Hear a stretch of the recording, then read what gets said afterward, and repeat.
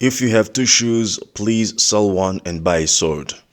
If you have two trousers, please sell one and buy a sword. Because now it is time for revolution. And this revolution is not gonna be on streets. This revolution is not about burning cars. This revolution is about building our own cars to make money. Essentially, this revolution is in the mind. Because if we are not in charge of our own mind, the one who controls our mind will make us the tools of self-destruction for us and for our people. That's why Steve Bantu Biko said that the most potent weapon in the hands of the oppressor is not the nuclear weapon, is not the guns, but it is actually the mind of the oppressed. Peace and power, freedom and decolonization to all African people from wherever you find yourself. This is Kabbalah from the African Continental Unity Party. We greet you with our revolutionary greetings by saying that peace and love. As always, we are happy to have you in our weekly discussion where we come and discuss about important issues regarding African liberation and African emancipation. Now, today we want to discuss a topic of success. We want to define what is success for African people today, because we are indeed in the world where all of us, we have different objectives that we have set ourselves on, and we need to succeed. You go to school, you want to succeed. In your career, as a doctor, you want to succeed. As a professor, you want to succeed. As an engineer, you want to succeed. But the point that we want to ask here is, what really is the nature of success when it comes to African people?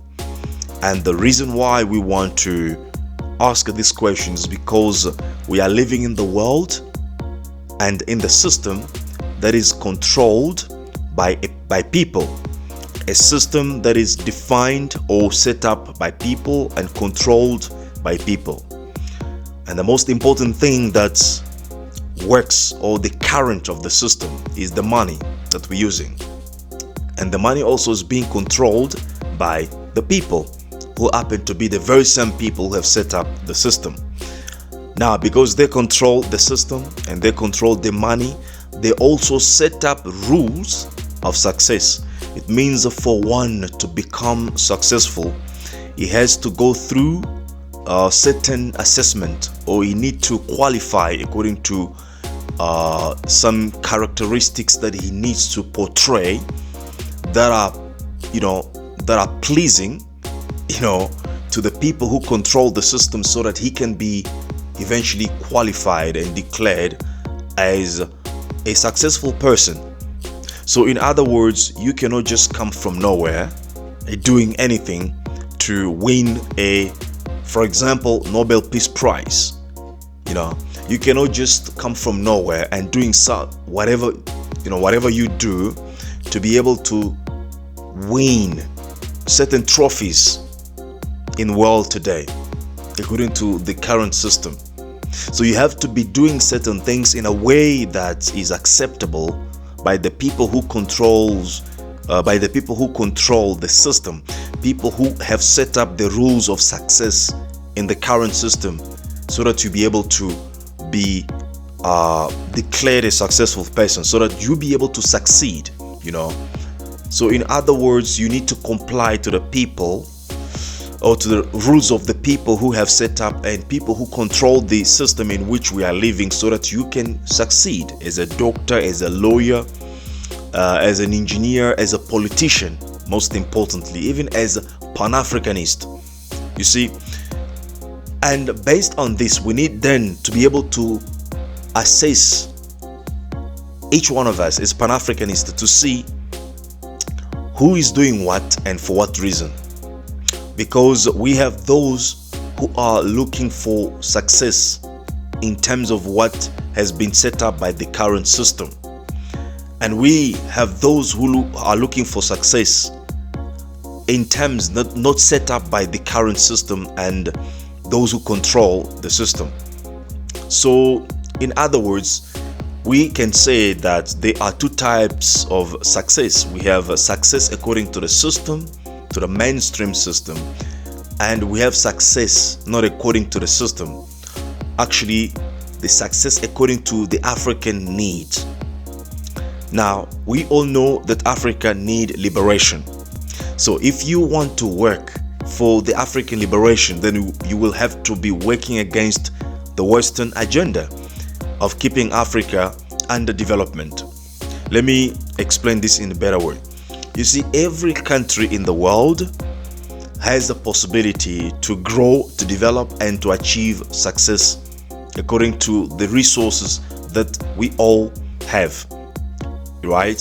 So now, for you to be able to keep other countries underdeveloped, while you keep your position as a fully developed country, you will have to come up with a system that undermines the efforts of the small countries and keep them in a condition where they cannot grow and achieve success and achieve development and become equal to you as a superpower or as the most developed country according to the standards currently used, right? So for you to declare people successful, you need to have people who are working according to your expectations of keeping their countries under development. But if you have a situation where you have now people who are working tirelessly, not according to your own expectations, but people who are working against your expectations to make their own countries also developing and becoming superpower, then you have a situation where people are working against you. And those are the people who now sometimes cannot succeed according to your own, setup of success, your own guidelines of success. And that is the situation that we're having in the world today. I'm trying as much as I can to explain this better, but I think if you listen carefully, you'll be able to understand. So we have two types of success. Success according to a success of revolution, and we have the success according to the imperialism agenda. So if you want to succeed according to the imperialism agenda, you can be a good doctor, you can be a good lawyer, but at some point you will have to be used as a tool to undermine the African agenda of liberation and emancipation. And on the other side, if you want to really work for African liberation, you will have to then undermine the Western agenda, which then will put you in a situation where you become unpopular. You cannot appear on the big media, you cannot be recognized internationally, you cannot be invited to the major big conferences, global conferences. In those platforms, you cannot appear there because you have set yourself on the work that is undermining the Western agenda, but which is a very important work for the salvation of African people. So in a nutshell, we all have choices to make between the two agendas or between the two blueprints. Do you want to serve the Western interest and become a successful lawyer, become a successful professor, become a successful writer, become a successful politician, appearing on CNN, BBC, all these mainstream big media? Or do you want to really work for the agenda of your people and you will get isolated? Sometimes you can get sanctioned by the Western imperialism.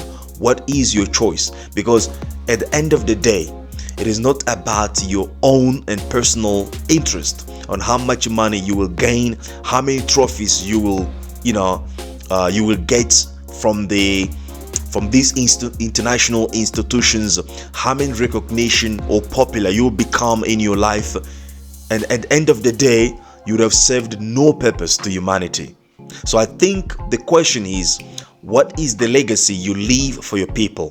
What is the blueprint? What is your contribution to your own people, especially when they are in the conditions of subjection, domination, and deprivation based on the Western agenda to keep Africa poor and deprived of all the necessity of self-management? So we have a choice, actually two choices from which we have to choose.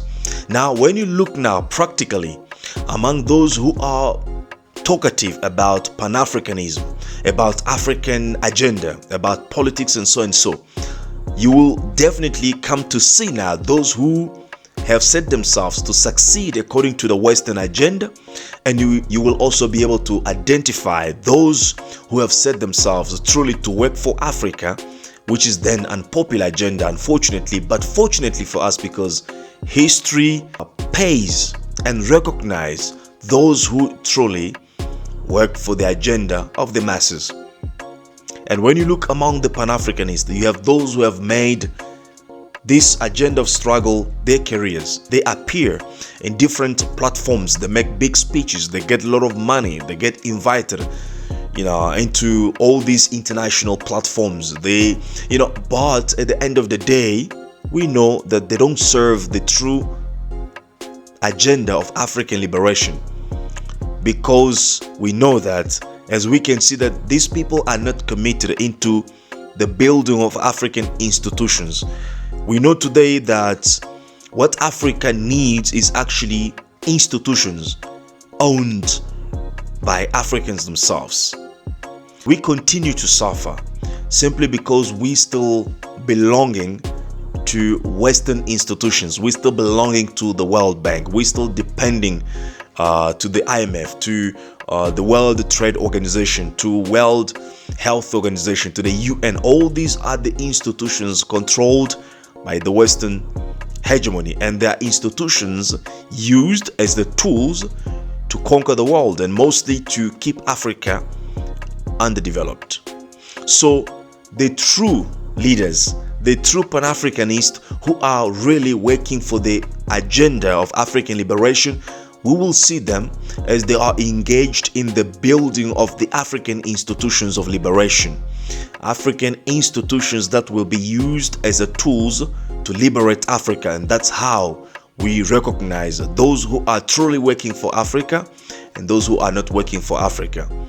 And you may know, eventually it's true that because the social medias, all the platforms of propaganda are controlled by the Western society, then you will see that those who are working truly for African agenda, they don't have much popularity, they are not really known, but when you look behind them, they are truly engaged in the building of institutions, which we need at this moment as African people. But those on the other side, they are working to build their own personality. They are working to build their own names. They are working to be known internationally, to be celebrated internationally. They are like pop stars. They want to appear, on those celebrated international platforms. They want to be, recognized. They want to be celebrated. They want to be, they're mostly working around their own names, not about building institutions. That's how we make the difference. So even though sometimes they have good speeches, sometimes they speak the truth, sometimes they speak things that make sense, look behind them.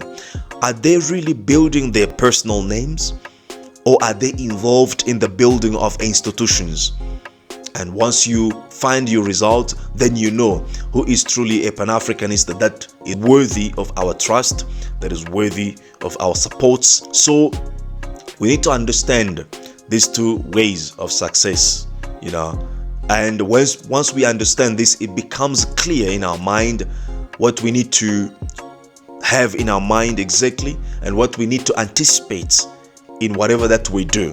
We need to build our own institutions, whether institutions of propaganda, of economic, of politics. We need to build our own, not to build our individual names. So as you embark on the journey of African revolution, of African liberation and African emancipation, you need to put in your mind that we have two ways or two choices in order to define what can be the success for us. For us, the success is not about being known internationally. It's not really about being celebrated in New York, in Paris, being welcomed in Washington or in Paris or stuff like that. No, for us, truly revolutionary Pan-Africanist success, for us, it is the liberation of our people. It is the building of institutions that empower our communities, and we sometimes have to do that and achieve that against the will of the Western people, or of the Western thinkers, or of the Western imperialists.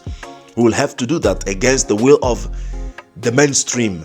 We'll have to do that against the will of America, of France, of England, of Belgium. We'll have to do that, right? That is how we define success for us, and we can do that without having to really appear on BBC, on CNN, on all these West-owned media. But we'll have to do that because that's how we define our success, or success for ourselves.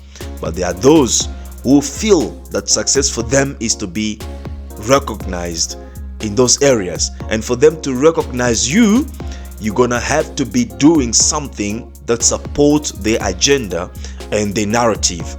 And when we do that, when you do that, you are directly undermining any possibility of African liberation and African emancipation. So it has to be clear for all of us. And once this is clear, then we know and we can anticipate the results that we are to achieve in whatever that we do, and we know which way or which path we are supposed to follow. So we are on that path of Sankara, we are on the path of Lumumba, we are on the path of Kwame Nkrumah, we are on the path of Marcus Garvey. That is the path on which we are. We are not on the path of the coons who have betrayed Africa to be known or to be celebrated, by the Western imperialist. So I hope this small discussion about the success can be helpful to you to understand exactly the situation of Africa, and to analyze those who claim to be working for Africa correctly. And to